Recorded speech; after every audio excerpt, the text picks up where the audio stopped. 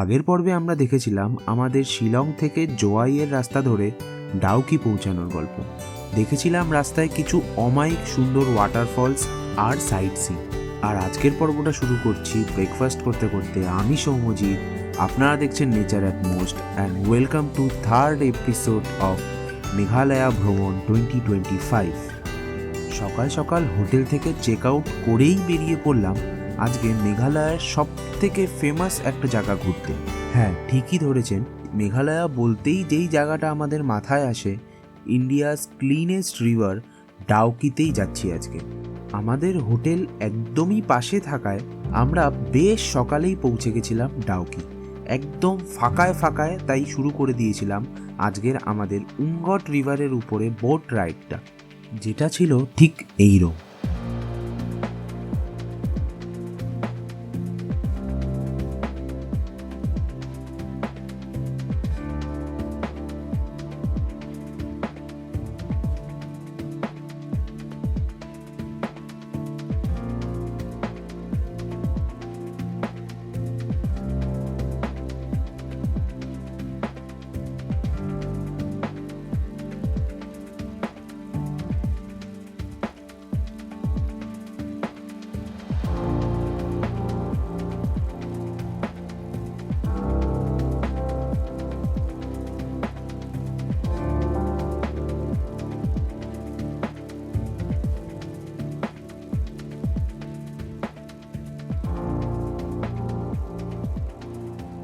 তবে কিছু reality check দিয়ে দিই।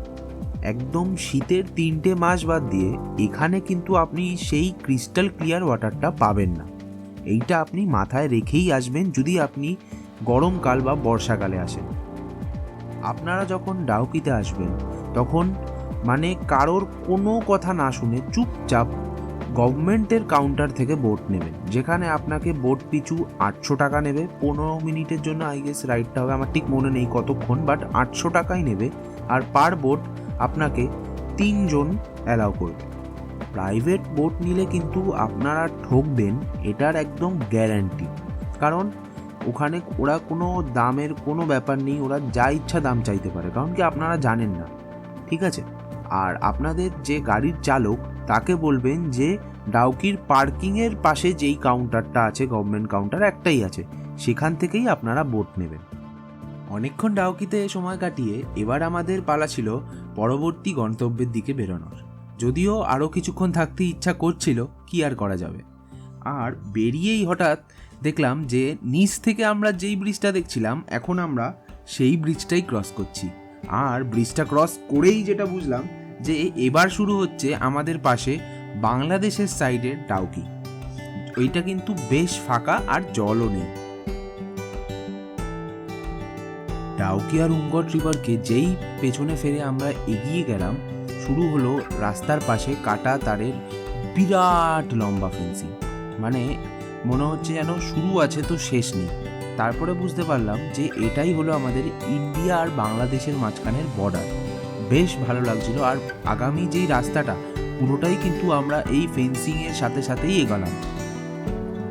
আমাদের পরবর্তী গন্তব্যস্থান হলো মলিনং ভিলেজ। হ্যাঁ, আমাদের এশিয়ার সব থেকে ক্লিনেস্ট ভিলেজ। আর ডাউকি থেকে এই ভিলেজটার দূরত্ব অলমোস্ট 30 কিলোমিটার, আর লাগে মোটামুটি 1.5 ঘন্টা। তবে এই 1.5 ঘন্টার যে জার্নিটা, সেটা সত্যিই অসাম। আর এই 1.5 ঘন্টার মধ্যে থেকে আপনাকে আমি দিলাম কিছু মুহূর্ত উপভোগ করে নিন।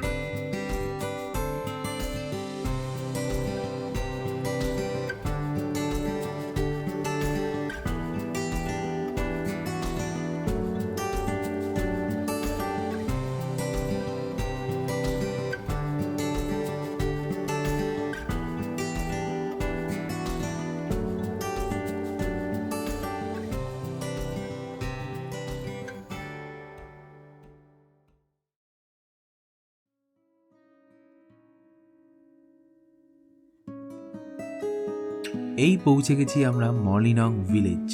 আর একটু মোমো খেয়েই যেই ভিলেজটাতে এন্টার করলাম, আমি সাথে নাতে রিয়েলাইজ করলাম যে এই পরিবেশটা সত্যিই সবচেয়ে স্বচ্ছ। আমি আগে কখনো এরকম সারাউন্ডিং উপভোগ করিনি। And trust me, it was really magic.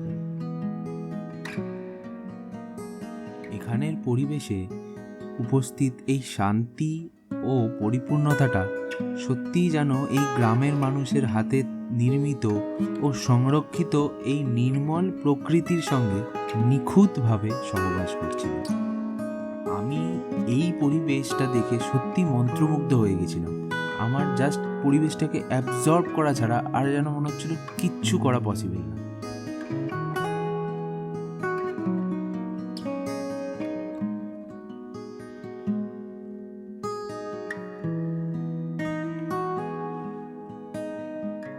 এই মনস্টেরা গাছের সাইজ আর কোয়ান্টিটি দেখেছেন? আর এই অর্কিড গাছগুলো, সত্যি নেচার লাভারদের কাছে কিন্তু এটা স্বর্গরাজ্য।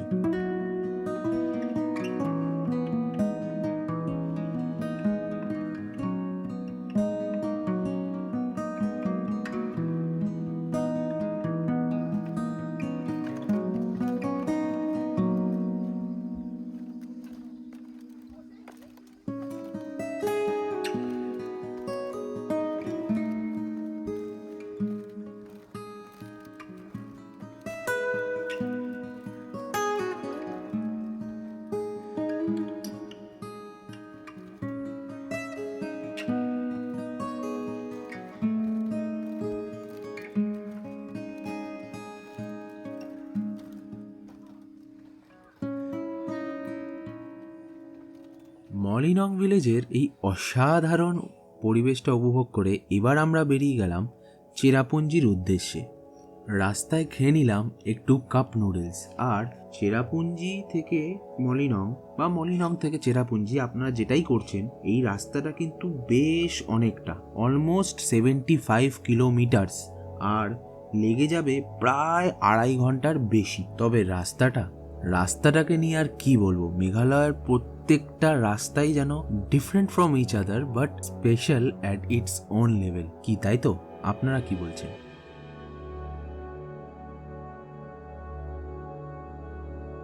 বাঙালি ইউটিউবার মেকপিয়নের ব্লগসের মতন আমারও কিন্তু গন্তব্য থেকে রাস্তাটাই বেশি ভালো লাগে, আর এই রাস্তাগুলোই সেটা বুঝিয়ে দেয় যে কেন ভালো লাগে। তাই আমার সাথে আপনাদেরকেও একটু এই রকম রাস্তাগুলো উপভোগ করার এই ভিডিওর সাহায্যে সুযোগ করে দিলাম।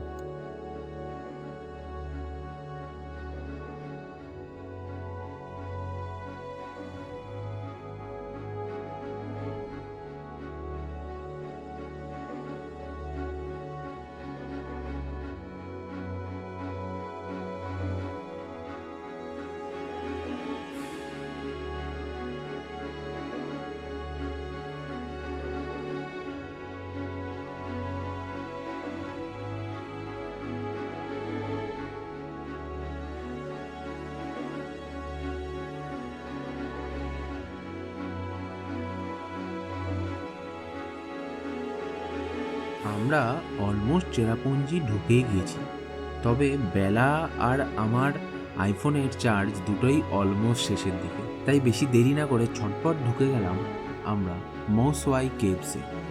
এটা কিন্তু আমাদের আজকের লাস্ট সাইট সিন, আর যেহেতু আমি আমার সেকেন্ড ফোন দিয়ে ভিডিও রেকর্ড করেছি, এর পরের ভিডিও কোয়ালিটিটা কিন্তু একটু খারাপ হবে।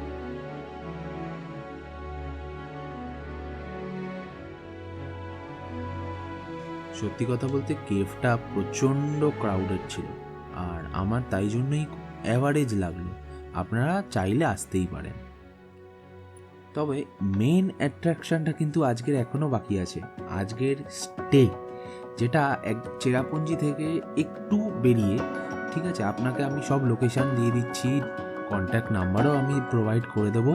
আপনারা চাইলে এখানে আসতেই পারেন এই জায়গাটার জন্য, মানে এই সারাউন্ডিংটা একটু নিরিবিলি, মানে আবার দামটাও কিন্তু বেশ রিজনেবল। আর এই ছিল আজকের ভিডিও। আপনাদের ভালো লাগলে সাবস্ক্রাইব করবেন, লাইক করবেন, কোনো রকম দরকার হলে কিন্তু মনে করে কমেন্ট করবেন। আর দেখা হচ্ছে নেক্সট পর্বে।